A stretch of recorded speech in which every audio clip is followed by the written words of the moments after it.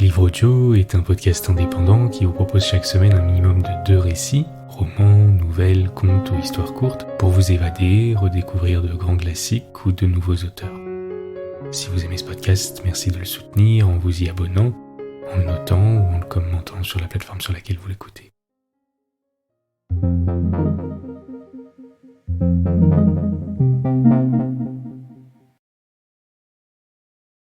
Alexander Kielland, Le presbytère. Traduction de Mademoiselle Quillardet. C'était à croire que le printemps ne viendrait jamais. Pendant tout le mois d'avril, il y eut des gelées de nuit et le vent du nord souffla sans interruption. Cependant, le soleil étant très chaud au milieu du jour, les grosses mouches commencèrent à bourdonner, et l'alouette assura à haute voix que l'on était en plein été. Mais l'alouette est un être auquel on ne peut pas se fier. Oubliant au premier rayon du soleil qu'il avait gelé très fort dans la nuit, elle montait en chantant dans la lande jusqu'à ce qu'elle se rappelât qu'elle avait faim. Elle redescendait alors en tournoyant et venait s'abattre comme un caillou sur le sol. Le vanneau allait à petits pas, l'air songeur, plongeant de temps en temps la tête entre les touffes de bruyère. Il n'avait pas grande confiance dans l'alouette, lui. Quelques canards sauvages fouillaient plus loin dans une fourmilière, et le plus vieux disait aux autres que tant qu'on n'aurait pas eu de pluie, il ne fallait pas croire au printemps. Le vieux canard avait raison. La pluie arriva, froide d'abord, peu à peu plus chaude, et enfin le soleil se montra pour tout de bon. Un vrai soleil de printemps, réchauffant l'air depuis le matin jusque bien avant dans la nuit, qui était tiède et humide. Bientôt, régna partout une extrême activité. Tout était en retard, il fallait bien rattraper le temps perdu. Les feuilles jaillirent des bourgeons gonflés, les petites fleurettes prirent leur élan, frétillant sur leurs tiges vertes, et les collines de bruyère qui regardaient la mer se couvrirent de teintes claires. Seul le sable du rivage resta jaune comme auparavant.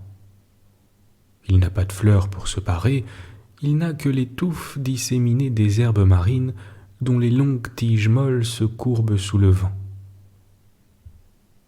Les pieds battus par la vague, les mouettes se promenaient sur la grève, sérieuses, la tête baissée et le ventre en avant, comme de vieilles dames dans un chemin boueux. En haut, dans la lande, le vanneau volait en battant des ailes.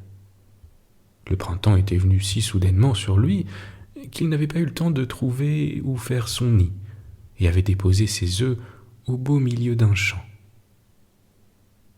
L'endroit était mal choisi, il le savait bien, mais il n'y avait pas eu moyen de faire autrement. L'alouette se moquait de lui. Quant aux moineaux, ils étaient dans une hâte vertigineuse. Beaucoup, même avant d'avoir commencé leur nid, avaient déjà pondu un œuf ou deux. Voilà ce que c'est d'avoir passé des semaines sur le toit de l'étable à causer de l'almanach. Le petit Angarius contemplait leur querelle dans la haie du jardin du presbytère et se figurait voir une grande bataille accompagnée de charges de cavalerie. Comme il était en train d'étudier l'histoire de Norvège avec son père, tout ce qui se passait autour de lui prenait à ses yeux une couleur guerrière. Quand les vaches rentraient le soir du pâturage, c'était pour lui des masses de troupes qui s'approchaient, et les poules étaient la garde nationale avec le coq pour capitaine à leur tête. Quel naturel sauvage à cet enfant, pensait le pasteur. Ses goûts belliqueux n'étaient point du tout de son gré. Angarius devait être comme son père, un homme de paix, et celui-ci souffrait de voir combien l'enfant recherchait tout ce qui traitait de guerre et de combat. Il semblait parfois au pasteur qu'il eût mieux valu remplir cette jeune tête d'idées pacifiques au lieu d'images de bataille et de cruauté de nos ancêtres. mais se rappelant alors que lui aussi avait appris les mêmes choses dans son enfance et qu'il n'en était pas moins devenu un homme de paix, il reprenait confiance. Enfin, disait-il, tout est dans les mains du Seigneur, et il se remettait à la préparation de son sermon.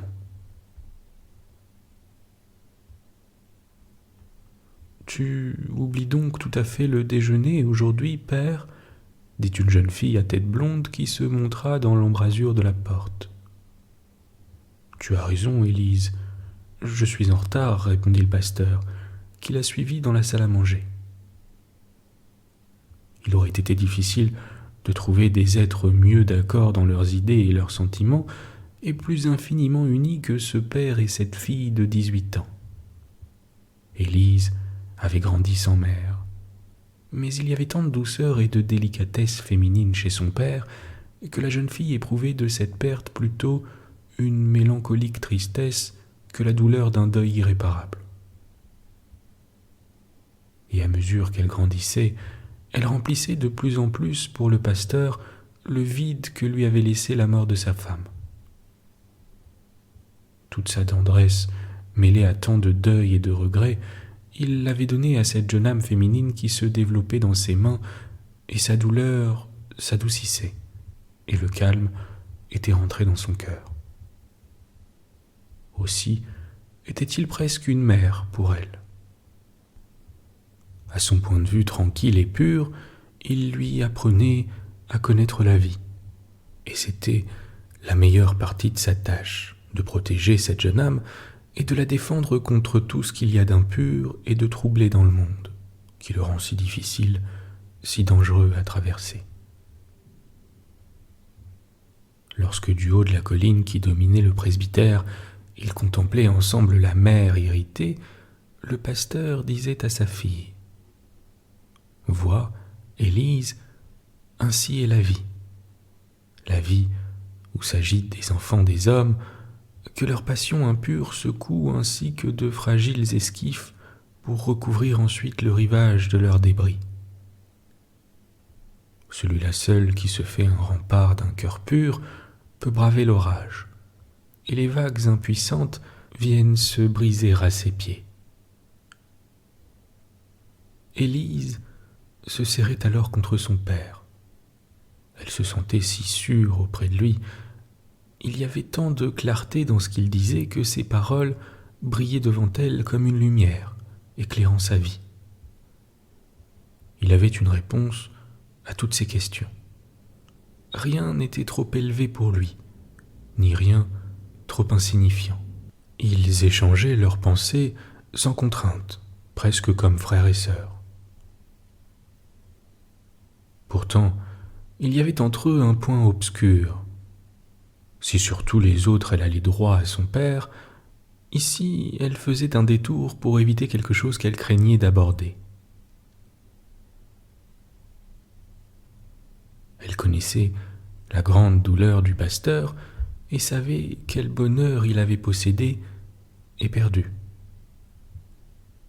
Elle s'intéressait vivement aux héros des romans qu'elle lisait à haute voix dans les veillées d'hiver. Son cœur avait deviné que c'est l'amour qui donne les plus grandes joies. Comme aussi, il cause les plus profondes douleurs. Mais en dehors de l'amour malheureux, il y avait encore quelque chose qu'elle ne pouvait pas comprendre. Il lui semblait parfois qu'à travers le ciel de l'amour passaient des ombres noires honteuses et avilissantes. L'amour, ce mot sacré, servait aussi à nommer la pire dégradation et la plus effroyable misère. Il s'était passé, chez des gens qu'elle avait connus, des choses auxquelles elle n'osait pas penser, et quand son père, en paroles soutenues mais sévères, parlait de la corruption des mœurs, elle restait longtemps gênée et sans oser le regarder. Il le remarquait et en était heureux de la voir si délicate et si pure, heureux d'avoir pu si bien protéger son innocence enfantine et garder son âme comme une perle brillante qu'aucune souillure ne pouvait ternir. Ah, put-il longtemps la conserver ainsi. Tant qu'il serait là pour veiller sur elle, aucun danger ne l'approcherait. Et même, en s'en allant, il lui laisserait une armure protectrice pour la bataille de la vie, car le jour de la lutte viendrait certainement. Et jetant sur elle un regard dont elle ne pouvait comprendre le sens, il dit « Enfin, tout est dans les mains du Seigneur. » « N'as-tu pas le temps de faire un tour, père ?» demanda la jeune fille quand le déjeuner fut fini. « Si, car cela me fera du bien. D'ailleurs, j'ai travaillé si assidûment à mon sermon qu'il est presque terminé. » Ils sortirent sur le seuil. De l'entrée principale du presbytère, on avait vue sur le village, et la grande route passait devant la grille, ce qui déplaisait fort au pasteur, qui aimait avant tout le calme et la tranquillité. « Voici des voitures !» s'écria Angarius. « 3 voitures avec des gens de la ville. »« Rentrons, Élise, » dit le pasteur, se retournant vers la maison. Mais, à l'instant même, les voitures arrivaient en haut de la côte, et Élise ne put s'empêcher d'y jeter un œil. Dans la première, un homme d'un certain âge et une dame à l'air avenant occupaient le siège du fond, et sur le devant étaient un jeune homme et une jeune fille. Au moment où il passait devant la porte, le jeune homme se leva pour regarder la vue. Élise, sans s'en apercevoir, avait les yeux fixés sur lui. « Quelle vue magnifique !»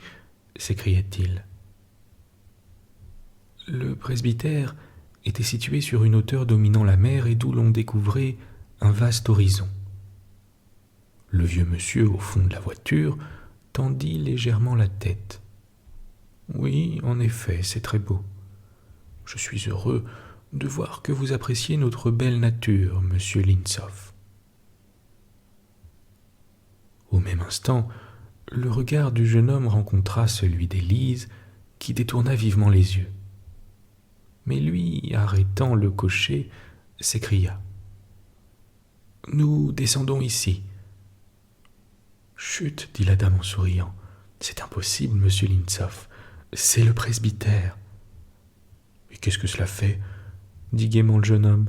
« N'est-ce pas, continua-t-il, en se tournant vers les autres voitures qui les avaient rejoints, n'est-ce pas que nous descendons ici ?»« Ah oui !»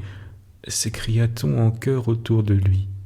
Et la joyeuse compagnie s'apprêtait en effet à descendre quand le vieux monsieur intervint. « Non, non, mes jeunes amis, cela ne se peut pas, nous ne pouvons descendre chez le pasteur que nous ne connaissons pas. » Il allait donner l'ordre d'avancer lorsque le pasteur, sortant de la maison, s'approcha de la voiture où il venait de reconnaître le consul Hartwig, l'homme le plus en vue de la ville voisine. « Si vous voulez bien descendre ici, dit-il, ma fille et moi, nous serons très heureux de cette interruption à notre solitude. » M. Hartwig regarda sa femme, celle-ci le regarda aussi, le pasteur renouvela son invitation, et finalement tout le monde se trouvait quelques instants plus tard dans le salon du presbytère où il y eut une présentation générale. La société se composait du consul Hartwig et de sa femme, de leurs enfants et de quelques amis et amis de ceux-ci. L'excursion avait lieu pour faire les honneurs du pays à Max Linsov, fils d'un vieil ami du consul et depuis quelques jours hôte de celui-ci. « Ma fille Élise, dit le pasteur, va faire de son mieux pour... »« Non, non, mon cher pasteur, s'écria la bonne madame Hartwig. Nous ne permettrons pas le moindre dérangement. C'est déjà bien assez d'envahir votre maison. Nous avons dans nos voitures tout ce qui est nécessaire pour un pique-nique. Et pendant que je m'en occuperai, votre fille ira se promener avec les jeunes gens. » Et l'aimable femme regardait la jolie fille du pasteur de ses bons yeux gris et lui caressait doucement la joue. Que la caresse de cette douce main faisait du bien. Élise en eut presque les larmes aux yeux.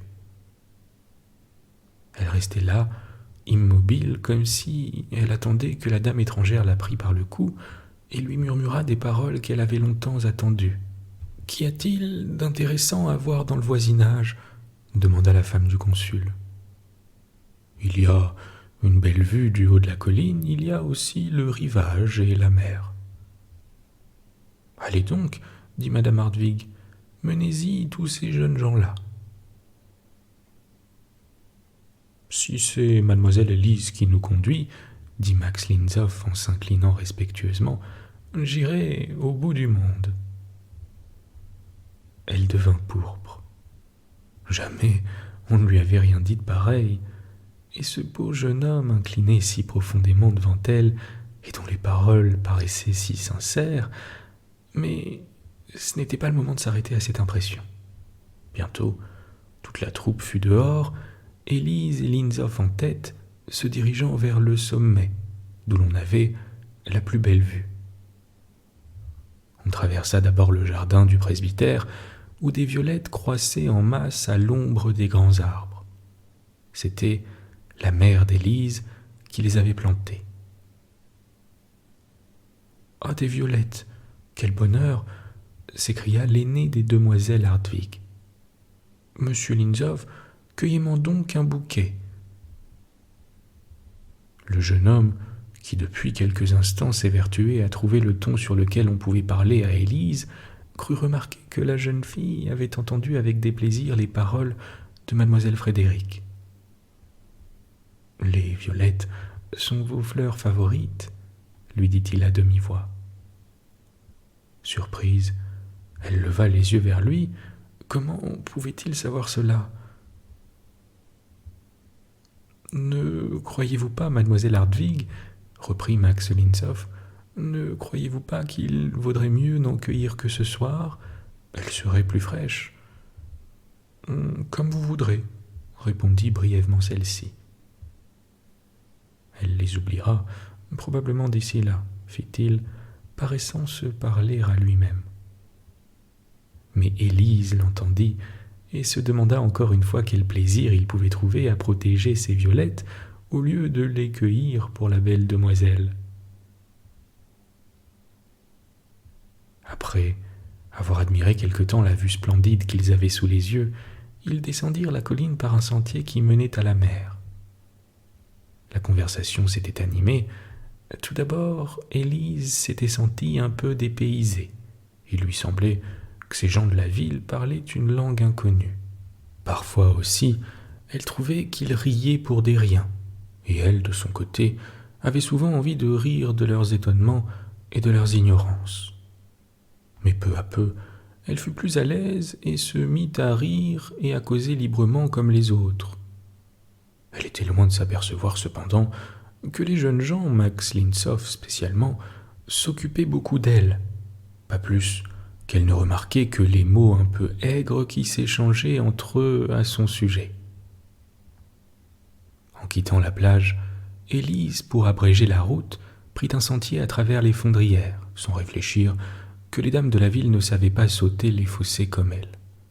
Et mademoiselle Frédéric, gênée dans sa robe trop serrée, tomba dans une flaque d'eau. Elle appela du regard Linzow à son secours. « Mais Henri !» cria Max au jeune fils Hartwig. « Aide donc ta sœur !» Mademoiselle Frédéric, sans mot dire, se releva toute seule et la troupe continua son chemin. Peu de temps après, ils étaient de retour au presbytère, où l'on se mit à table dans les meilleures dispositions du monde. Mais vers la fin du repas, quelqu'un ayant fait la remarque que pour une partie de campagne le menu n'était guère rustique, on réclama du lait caillé, et Élise se leva aussitôt pour aller en chercher à la laiterie. « Laissez-moi vous aider, mademoiselle !» s'écria Max Linzow, qui courut derrière elle. « Voilà un jeune homme bien serviable, » dit le pasteur. « N'est-ce pas ?» répondit le consul. « Et un vrai commerçant par-dessus le marché. Il a passé quelques années à l'étranger et maintenant il est associé aux affaires de son père. » « Peut-être est-il un peu léger, » dit doucement madame Hartwig. Max Linsov avait suivi Élise à la laiterie. Au fond, cela ne plaisait que médiocrement à la jeune fille, mais il riait et plaisantait si agréablement qu'elle ne pouvait s'empêcher de rire aussi. Choisissant du regard un pot de lait sur un des rayons, elle leva les bras pour le prendre. « Non, non, mademoiselle, » s'écria Max, « c'est trop pour vous, laissez-moi le descendre. » En disant ces mots, il posa sa main sur celle de la jeune fille. Élise retira vivement la sienne, elle avait rougi et se sentait près de pleurer. Alors, d'une voix lente et grave, il lui dit sans la regarder. « Je vous demande pardon, mademoiselle, ma manière d'être, je le sens, est bien trop libre et trop légère pour une femme comme vous. Mais j'aurais trop de chagrin si vous gardiez l'impression que je suis aussi frivole que j'en ai l'air. Souvent, vous le savez, il faut feindre la gaieté pour cacher ses souffrances. Il y a des gens qui rient pour ne pas pleurer. » À ces derniers mots, il la regarda et il y avait quelque chose de si douloureux, de si respectueux à la fois dans ce regard, qu'elle eut comme un remords d'avoir été trop dure pour lui. Elle était bien habituée à descendre les terrines de lait de leurs rayons, mais cette fois, baissant les bras, elle dit « Oui, en effet, c'est un peu trop haut pour moi. » Un léger sourire passa sur les lèvres du jeune homme qui prit la terrine et l'emporta avec précaution. Élise le précédait, lui ouvrant les portes. Lorsqu'ils arrivèrent à celle de la salle à manger, il s'arrêta en la regardant d'un air triste. « Il faut que je me recueille un moment, dit-il, pour reprendre mon air joyeux, afin que personne ne soupçonne rien. » L'instant d'après, Élise, restée en arrière, entendait ces plaisanteries et les rires qui les accueillaient. Pauvre jeune homme, combien était-elle émue de le savoir si malheureux, et combien était-il étonnant aussi qu'elle fût la seule à qui il avait confié son chagrin.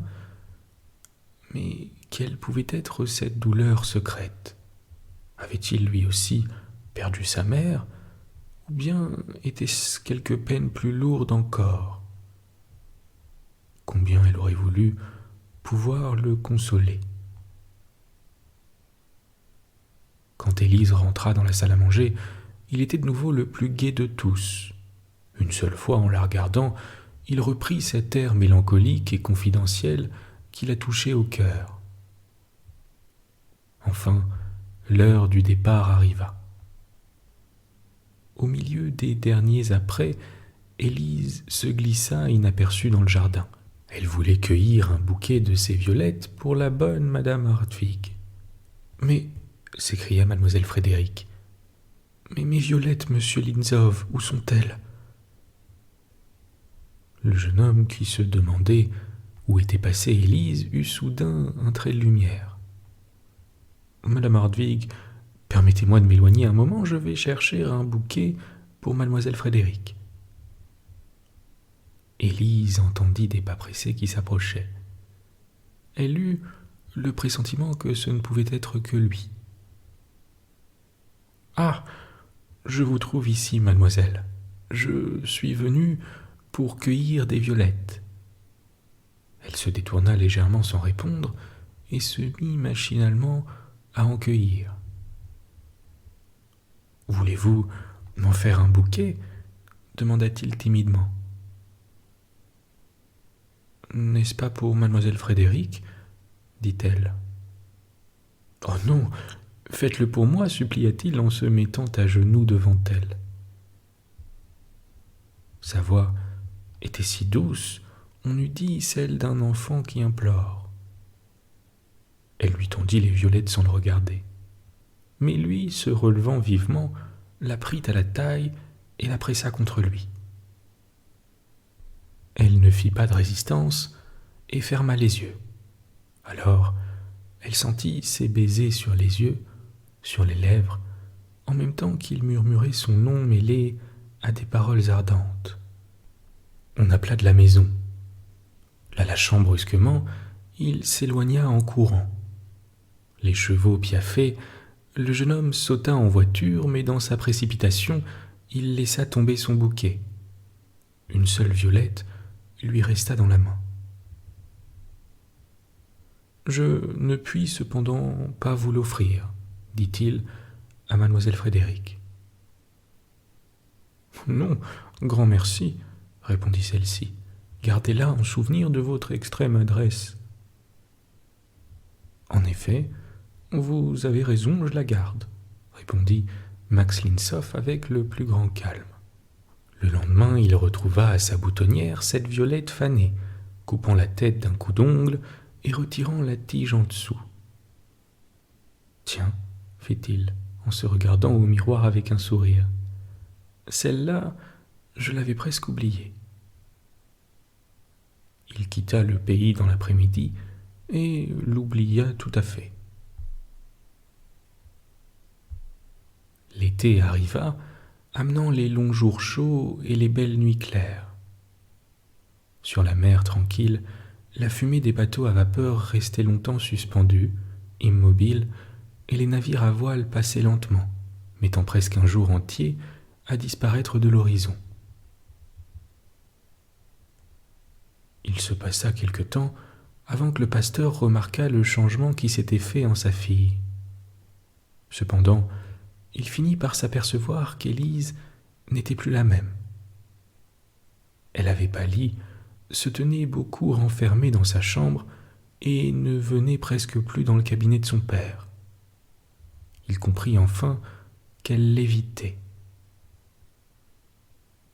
Alors, il lui parla gravement, la suppliant de lui dire si elle était malade ou bien si elle avait des scrupules qui lui ôtaient sa joie et sa tranquillité.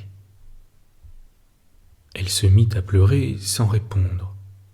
Pourtant, à partir de ce moment, elle rechercha moins la solitude et se tint plus souvent auprès de son père. Mais sa voix avait perdu son timbre joyeux et ses yeux restaient sans éclat.